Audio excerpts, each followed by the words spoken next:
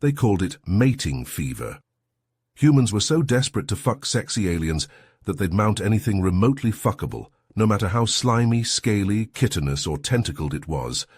Entire starships were being piloted off course, directly toward horny humans, who would stop at nothing to satisfy their insatiable alien lust.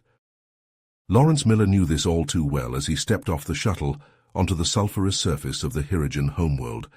The sky was a sickly green, the air reeked, but Lawrence breathed it in deeply. He wasn't here for the scenery. He was on a vital mission: establish an embassy, foster peaceful relations, and see if the hulking insectoid Hirogens were as good a lay as the rumors claimed. As he strode through the alien spaceport, studiously ignoring his raging erection, Lawrence noted the towering arthropods bustling about. Their gleaming exoskeletons and compound eyes held an exotic allure. His eyes lingered on their powerful hindquarters. Were those ovipositors? His cock twitched at the thought. A hulking Hirogen male approached, his chitinous plates clattering. "Lawrence Miller?" He clicked his mandibles in greeting. "I am Gruss, your guide and liaison. I will take you to your quarters in the embassy." As they walked, Gruss droned on about Hirogen culture, a rigid caste system, strict traditionalism, utter disdain for other species. Lawrence barely listened, mesmerized by the sway of Gruss's gaster, the way his spiracles pulsed as he spoke. Gruss caught him staring and chirped disapprovingly. "Keep your fleshy appendages to yourself, human," Gruss chided as they arrived at the embassy. "I am a proud warrior, not some courtesan for your perverse alien desires." With that, he turned on his heel and departed. Lawrence chuckled to himself as he unpacked in his Spartan quarters. He always did love a challenge. Gruss could posture all he wanted, but he would succumb to Lawrence's charms. They always did. After all, humans would mate with any alien they wanted, and not a single thing in this universe could stop it. Lawrence threw himself into his work, spending long hours poring over Hirogen history texts and cultural archives. He met with scholars, priests, and warriors, trying to understand what made this proud, warlike race tick. It quickly became clear that the Hirogen valued strength and martial prowess above all else. Diplomacy was seen as the resort of the weak, and other races were viewed with disdain. But Lawrence was not deterred. He used his natural charm and quick wit to slowly win over some of the more open-minded Hirogen. He traded war stories with grizzled veterans, debated philosophy with scholars, and even sparred with some of the younger warriors. While most Hirogen still viewed him with suspicion, a few began to see him as a curiosity, perhaps even a kindred spirit. One of these was Zara, a statuesque beauty with gleaming black chitin and piercing yellow eyes. She was a high-ranking female, a queen in her own right, and she took an immediate interest in this bold, confident human. "You move well for a soft skin," she purred, watching him spar with a young Hirogen male. "You have the spirit of a warrior." Lawrence grinned, wiping the sweat from his brow. "You should see me in a real fight." Zara clicked her mandibles in amusement. "Perhaps I will. The grand tournament is coming up, and I find myself in need of an escort. Would you do me the honor, Lawrence Miller?" Lawrence bowed deeply. "The honor is mine, my queen." The grand tournament was the most prestigious event in Hirogen society, a gladiatorial spectacle where the greatest warriors battled for glory and the favor of the queens. Lawrence watched in awe as the combatants clashed in the arena, their chitinous armor gleaming under the harsh lights. They fought with a savage grace, moving with a speed and ferocity that took his breath away. But the crowd favorite was Gruss, the rising star of the warrior caste. He cut through his opponents like a hot knife through butter, his movements a blur of deadly precision. When he defeated his final challenger, the crowd roared his name, stomping their feet in a thunderous ovation. Afterwards, Zara led Lawrence down to the warriors' quarters, where Gruss was celebrating his victory with his comrades. When he saw Lawrence, his compound eyes narrowed, but then he surprised everyone by clasping the human's forearm in a warrior's grip. "Well fought, Gruss," Lawrence said, returning the gesture. "You are a true champion." Gruss clicked his mandibles, a Hirogen grin. "You have a warrior's eye, human. Perhaps there is hope for your species yet. As the three of them drank and laughed together, trading boasts and war stories, Lawrence found himself drawn more and more to Zara. Her fierce beauty, her strength, her indomitable will. She was unlike any woman he had ever known. And from the way her eyes lingered on him, the way her pheromones shifted when he drew near, he could tell the feeling was mutual. Maybe it was the drink or the heady rush of the tournament, but Lawrence found himself throwing caution to the wind. In a moment of pure impulse, he pulled Zara close and kissed her deeply, right there in front of Gruss and all the other warriors. There was a moment of shocked silence. Then Gruss threw back his head and roared with laughter. He slapped Lawrence on the back hard enough to make him stumble. "I knew you had some Hirigen in you, human," he bellowed. Lawrence just grinned, his heart pounding with exhilaration. He knew he had just crossed a line, broken a taboo. A human laying hands on a Hirigen queen. It was unthinkable. Sacrilege. There would be consequences. He was sure of that. But damn if it wasn't worth it. The consequences of Lawrence's impulsive kiss came swifter than a Hirigen's strike. The very next day, before the first sun had fully risen, a squad of heavily armed Hirigen warriors stormed into the human embassy. They shattered the doors, overturned furniture, and dragged a struggling Lawrence from his bed. He was brought bloodied and bruised from the rough handling before the Hirigen High Council. The chamber was vast and intimidating, the walls adorned with trophies of past hunts. The councillors, each more grizzled and battle-scarred than the last, glared down at him from their raised podium. "Lawrence Miller," the High Councillor rasped, his voice like the scraping of chitin, "you stand accused of defiling a high-born female and disrupting the sacred order of our society. The punishment for such a crime is death." Lawrence stood tall despite his injuries, meeting the councillor's gaze. "I acted with honor," he said firmly. "I will accept your judgment." Just then the chamber doors burst open. Zara strode in, her chitin gleaming, her eyes blazing with defiance. The council erupted into hisses and clicks of outrage, but she silenced them with a look.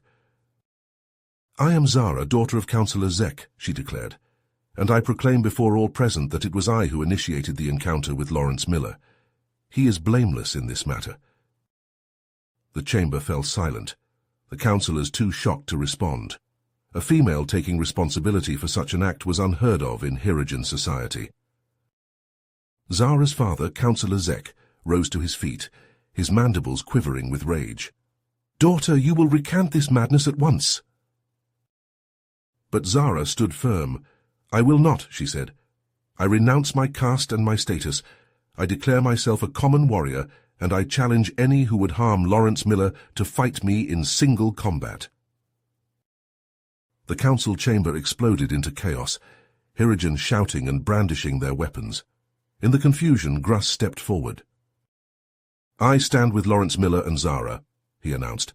"Lawrence's actions, while unorthodox, show the strength and courage of a true warrior. I say, let him prove his worth in the arena. If he survives, he should be granted the status of an honorary Hirigen." The councillors fell into heated debate, but eventually, seeing an opportunity to resolve the matter without losing face, they agreed. Lawrence would fight in the arena, with Zara and Gruss as his sponsors. If he won, he would be accepted into Hirigen society. If he lost, he would die. As the guards led Lawrence away to prepare for the fight, Zara caught his eye. In that moment, a wealth of unspoken emotion passed between them. Lawrence knew he wasn't just fighting for his life, but for the chance to be with her. He would not lose. He could not lose. The day of reckoning arrived, the arena packed with rowdy Hirigen warriors baying for blood. Lawrence stepped onto the sand, his heart pounding, his hands slick on his spear and shield. Across the arena loomed his opponent, a monstrous veteran of 100 battles, his exoskeleton a map of scars, his eyes gleaming with malice. The alien warrior was twice Lawrence's size, and then some. The gong sounded, and the Hirigen charged, a freight train of chitin and fury. He slammed into Lawrence like a battering ram, driving him back, pummeling him with blow after punishing blow. Lawrence's shield splintered, his armor cracked. The crowd roared, lusting for the human's blood. But Lawrence gritted his teeth and fought back, dodging and twisting, striking at the weak points in the Hirogen's armor. His spear found a gap, drawing fluorescent blood. The Hirogen bellowed in rage and redoubled his assault, but Lawrence's agility kept him alive, if only barely. In the stands, Gruss and Zara watched, their knuckles white, their hearts in their throats. Their fates, their very lives, hung on this battle. Both warriors were tiring now, their movements sluggish, their breaths ragged. The sand was slick with blood, both red and fluorescent. Lawrence's vision was blurring, his shield arm numb. The Hirogen loomed over him, raising his blade for the killing blow. And Lawrence lunged, a last desperate gambit. His spear pierced the gap under the Hirogen's arm, sinking deep into the soft flesh beneath. The warrior staggered, his eyes widening in shock. Then he toppled, a fallen colossus, and lay still. The arena was silent for a heartbeat. Then it erupted, a cacophony of cheers and stamping feet. Against all odds, the human had triumphed. As Gruss and Zara rushed to Lawrence's side, the High Council conferred, then made their pronouncement. For his valor, Lawrence was now an honorary Hirogen, a member of their warrior caste. But in the shadows, Councillor Zek seethed with rage. His daughter had defied him, and now this human upstart had shamed him before the whole of Hirogen society. This could not stand. Honor demanded blood. That night, as Lawrence lay recovering in the infirmary, the shadows came alive with the glint of blades, assassins hired by Councillor Zek to restore his tattered honor. They crept towards the sleeping human, knives drawn, only to find Gruss standing guard, his spear at the ready. The old warrior had anticipated treachery and met it head-on, his battle cry waking Lawrence and bringing Zara running, her own blade in hand. The fight was brief but brutal, the confined space turning it into a whirlwind of slashing blades and spraying blood. But in the end, the assassins lay dead or dying, and Lawrence's allies stood triumphant. As they tended to their wounds, Zara met Lawrence's gaze, her eyes soft. "I've seen your heart, Lawrence," she said, her voice low. "Your courage, your strength of spirit, and I've fallen for you." Lawrence reached out, cupping her face gently. "Zara, I've been drawn to you from the moment we met, your fierce beauty, your indomitable will. I love you." They embraced, Hirogen and human, a love forged in blood and battle. Gruss looked on, shaking his head with a rueful smile. The path ahead would not be easy, he knew. A human in Hirogen society would face challenges at every turn. But with Zara at his side and Gruss guarding his back, Lawrence would meet those challenges as a warrior born, for he had proven himself this day in the crucible of the arena. The human who dared to love a Hirogen had been reborn, and his legend was only beginning. News of Lawrence's victory in the arena spreads quickly through Hirogen society. Many warriors begrudgingly respect his courage and skill, but others see him as a threat to their way of life. Lawrence and Zara find themselves the target of constant harassment and threats. Crude insults are scrawled on the walls of the human embassy. Zara is shunned by her former friends and allies. Even Gruss, who has become a loyal friend to the couple, faces pressure to abandon them. His fellow warriors question his loyalty, accusing him of going soft. Gruss snarls at them, his mandibles clicking in anger. "Lawrence has proven himself a true warrior," he growls. "Those who insult him insult me." But the harassment only escalates. One day, as Lawrence and Zara are walking through the market, a group of young warriors block their path. They hiss and click, their pheromones heavy with aggression. "You dishonor us all, Zara," one of them spits, mating with this soft-skin filth. Lawrence steps forward, his hand on his weapon. "Watch your mouth, youngster." The warrior lunges at Lawrence, but Zara is faster. She sends the young Hirogen flying with a powerful kick, her chitin gleaming in the sun. The other warriors back off, grumbling. "This isn't over, human," their leader snarls as they retreat. Lawrence and Zara exchange a look. They both know that this is just the beginning. The tension comes to a head when Zara's father publicly challenges Lawrence to a duel to the death. He claims that Lawrence has dishonored their family and that only blood can wash away the shame.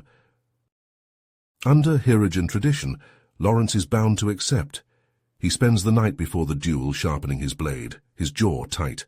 Zara watches him, her heart heavy. "You don't have to do this," she says softly. "We could leave, find somewhere else to live." Lawrence shakes his head. "No, I will not run from this. I will face your father as a warrior." The next day, what seems like the entire city gathers at the arena to watch the fight. Zara sits in the front row, her knuckles white as she grips the edge of her seat. Lawrence and Zara's father enter the arena, circling each other warily. Zara's father is older but more experienced, his exoskeleton scarred from a lifetime of battles. Lawrence is younger and quicker, but he knows he's facing a formidable opponent. At the signal, they clash in a whirlwind of slashing blades and pounding fists.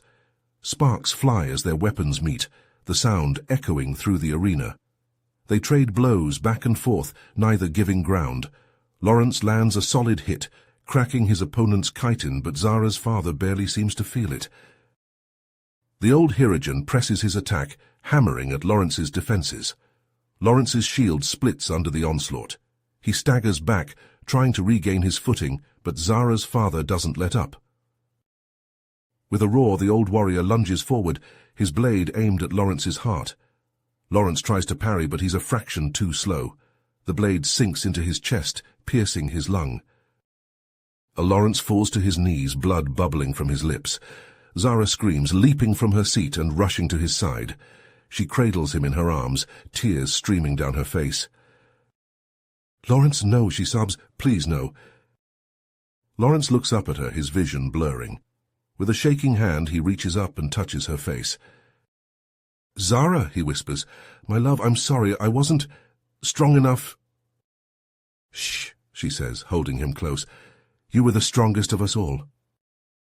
As Lawrence breathes his last, Groose lets out a roar of pure rage. He storms into the arena, his spear leveled at Zara's father. "You," he bellows, "you call yourself a warrior? You have no honor. Forcing a duel like this, it is not our way." Zara's father hisses, raising his bloody blade. "I did what I had to do to restore my family's name."